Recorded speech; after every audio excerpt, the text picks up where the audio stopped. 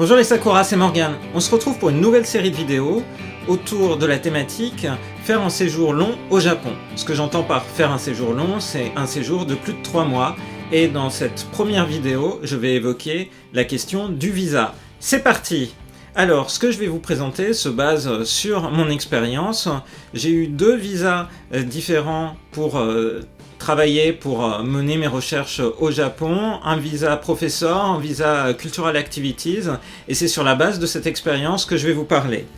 La chose qui est à retenir quoi qu'il arrive, c'est que je vais vous parler de ce qu'il en est en fin 2019. Les choses peuvent évoluer, donc la ressource de base qui doit faire foi et que vous devez consulter, c'est vraiment le site de l'ambassade du Japon en France qui contient toutes les informations qui sont mises à jour en fonction de la manière dont les problématiques d'immigration au Japon sont traitées. Et rien que moi, entre un visa demandé en 2014 et un visa demandé en 2019, j'ai vu des changements, donc je vous recommande d'aller vraiment sur le site de l'ambassade qui est très bien fait. Ce qu'il faut savoir, c'est déjà, si vous faites un séjour de tourisme ou un déplacement professionnel, par exemple pour une réunion, une conférence scientifique, et si le séjour fait moins de 90 jours, alors 68 nationalités se trouvent exemptées de toute formalité de visa avant d'aller au Japon. Pour un séjour de moins de 90 jours, quand vous êtes français, eh bien vous n'avez rien d'autre à faire que de partir au Japon avec votre passeport, avec une date de validité qui va jusqu'à la fin du séjour potentiel, donc le moment où vous arrivez au Japon plus 90 jours, et quand vous arriverez au niveau de l'aéroport japonais, à Tokyo ou à Osaka ou ailleurs, on vous donnera un visa temporaire de visiteur temporaire pour 90 jours. Notez bien, c'est 90 jours et pas 3 mois. Donc c'est un élément à garder en tête quand vous comptez exactement le nombre de jours que vous restez.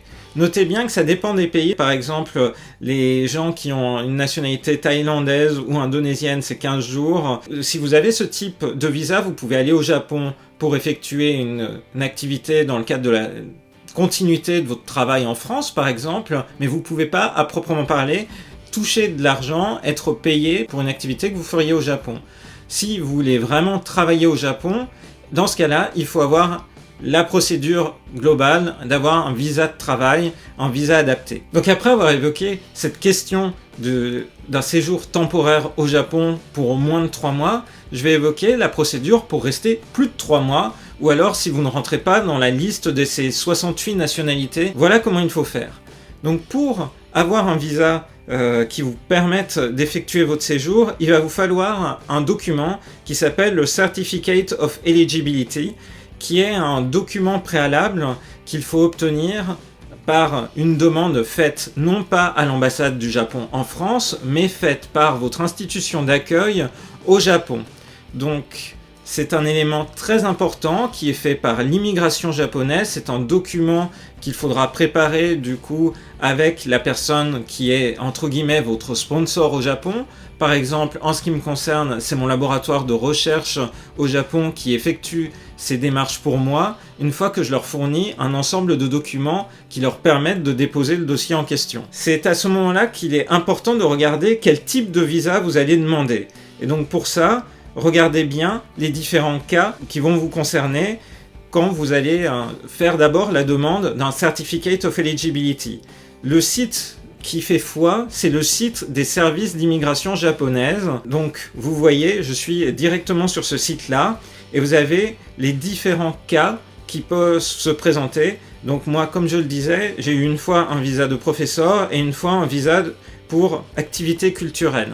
La différence, c'est que visa de professeur, c'était pour être payé par une institution japonaise. Visa d'activité culturelle, c'est l'institution française qui me paye et qui finance mon séjour au Japon. Après, il y a plein de types de visas. En fait, il y a plus de 20 visas possibles au Japon, ce qui est traduit directement dans le document que vous devez remplir avant d'en faire l'envoi de votre demande de Certificate of Eligibility. Vous voyez, vous avez l'ensemble des visas possibles qui sont présentés, donc choisissez bien en amont le visa qui vous concerne. Les visas les plus répandus, je pense, pour la France, c'est souvent les visas d'étudiants, avec des étudiants qui partent faire une année d'études ou 2 années d'études au Japon. Donc c'est ce type de document, quoi qu'il arrive, qu'il faudra remplir et que votre université japonaise, dans ce cas-là, ira déposer pour vous avec l'ensemble des pièces que vous leur fournirez. La liste des pièces à fournir est donc précisée à chaque fois sur le site de l'immigration japonaise. Vous pouvez avoir la liste complète des pièces à fournir. Donc le formulaire d'application, une photo récente qui n'a pas d'arrière, qui n'a pas d'ombre, etc. Il va falloir avoir des documents qui prouvent votre statut. Il faut savoir aussi que tous les documents que vous fournissez ne seront pas retournés.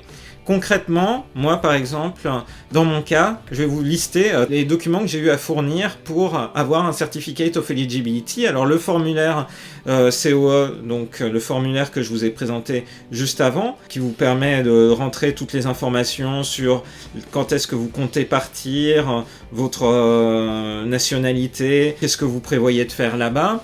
J'ai fourni des notifications officielles de mon travail, donc par exemple le décret officiel qui me positionne en tant qu'enseignant-chercheur, parce que j'ai un décret qui est signé même par le président de la République, qui situe en fait que je suis professeur en informatique.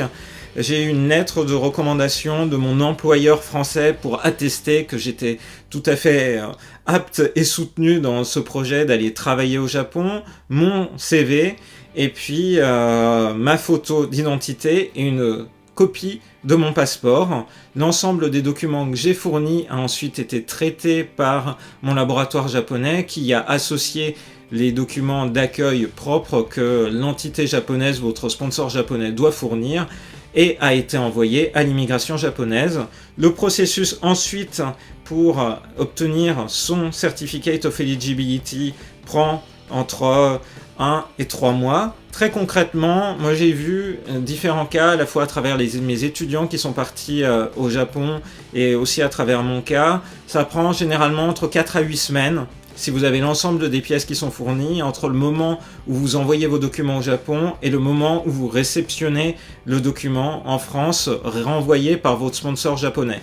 Par exemple, en 2019, pour moi, j'ai envoyé tout mon dossier le 11 octobre et j'ai reçu concrètement mon Certificate of Eligibility papier, parce qu'il faut ce document-là papier, le 16 décembre. Une fois que vous avez reçu votre Certificate of Eligibility, vous pouvez vous soucier de faire votre demande de visa, parce que le Certificate of Eligibility est un document requis pour faire votre demande de visa, mais n'est pas suffisant. Vous ne pouvez pas juste partir au Japon avec votre COE et votre passeport. Non, il va falloir faire une procédure dédiée, soit au niveau de l'ambassade du Japon en France, soit au niveau des consuls qui existent à Strasbourg, Marseille ou au bureau consulaire de Lyon. Malheureusement pour nous Nantais, il n'y a qu'une seule solution, un seul endroit où le dossier de demande de visa peut être fait, c'est donc à Paris, à l'ambassade du Japon. Avant que je rentre dans les détails sur le formulaire de demande de visa, notez bien que pour le COE, il ne faut pas s'y prendre trop tard, parce que comme je le disais auparavant, ça va prendre entre 1 et 3 mois pour obtenir le COE en question, mais aussi il ne faut pas s'y prendre trop tôt, puisque une fois que vous avez obtenu votre COE, vous avez 3 mois à compter de la date d'émission du COE pour arriver sur le territoire japonais. Donc par exemple, pour un COE qui a été édité par l'immigration japonaise, disons le 5 décembre, il va falloir arriver sur le territoire japonais avant le 5 mars. Maintenant, on va passer à la question de la demande de visa. Concrètement, ça se fait donc pour nous à l'ambassade du Japon en France, avec un dossier qui doit contenir finalement peu de pièces, qui sont rappelés sur le site de l'ambassade, le formulaire de demande de visa qui a à remplir en anglais, une photographie d'identité récente, ensuite le passeport original puisque c'est dans le passeport que vous allez avoir le visa qui sera apposé, une photocopie de la page avec la photo du passeport, l'original du Certificate of Eligibility et si vous êtes étranger, votre titre de séjour. Le tout vous permettra, une fois que vous aurez déposé ça à l'ambassade du Japon à Paris, notez bien que vous devez y aller physiquement, vous-même en tant que demandeur. Et si vous êtes une famille, chaque personne de la famille doit venir à l'ambassade du Japon en France pour déposer sa demande. Vous ne pouvez pas envoyer cet élément-là par courrier, vous ne pouvez pas recourir non plus à des agences qui font la démarche d'obtention de visa pour vous. par exemple, il y a des pays pour lesquels c'est possible, je pense à la Chine, mais c'est pas le cas pour le Japon. Vous devez vraiment prévoir un déplacement à Paris pour faire cet élément-là, ou alors si vous êtes à Strasbourg, Lyon, Marseille, ou pas loin de ces villes-là, alors vous pouvez aller en prenant contact préalablement aux services consulaires qui sont associés. Une fois que vous avez déposé votre dossier de demande de visa, vous allez obtenir un ticket papier. Vous voyez, là, c'est celui que j'ai obtenu en 2019. C'est un document ultra important pour pouvoir venir ensuite récupérer votre passeport avec votre visa à l'intérieur.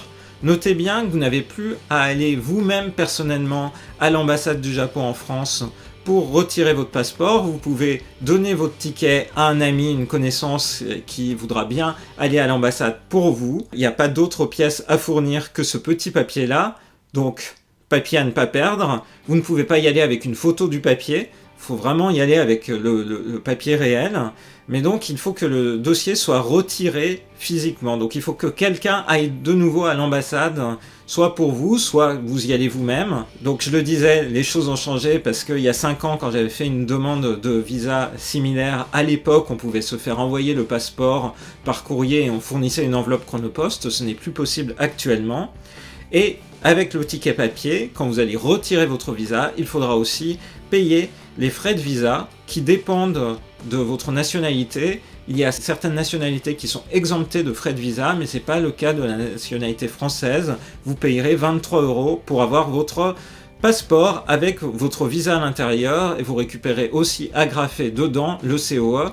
Et c'est l'ensemble des choses qui sont du coup dans votre passeport, votre visa et le COE qui est agrafé, qu'il faudra du coup emmener au Japon, que vous allez remettre à l'immigration japonaise dès que vous descendez de l'avion, et en échange, vous récupérez votre carte de résident japonais, qu'il faudra ensuite aller faire tamponner à la mairie de l'arrondissement dans lequel vous allez vivre au Japon. Mais ça, c'est une autre histoire sur laquelle je reviendrai dans une autre vidéo qui sera finalement s'installer au Japon, mais une fois qu'on y est pratiquement. Dernière chose, avant de sélectionner le type de visa que vous demandez, sachez que tous les visas ne permettent pas forcément d'effectuer une activité rémunérée au Japon.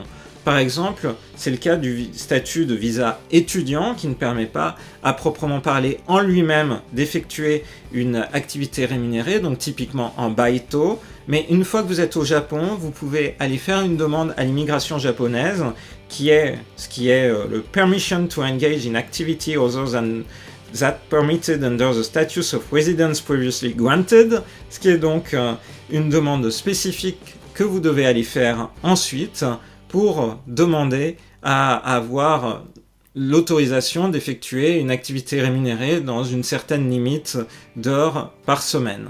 Voilà, c'est un élément important puisque certains visas permettent de travailler à temps plein, certains visas permettent de travailler de manière partielle dans la semaine et certains visas ne permettent pas du tout de travailler quand on est au Japon. Voilà, j'espère que cette présentation de la démarche sur l'obtention d'un visa pour faire un séjour long au Japon vous a été utile. N'hésitez pas à mettre en commentaire les questions que vous pourriez avoir. Cela pourrait donner lieu à une future vidéo FAQ sur la préparation d'un séjour long au Japon.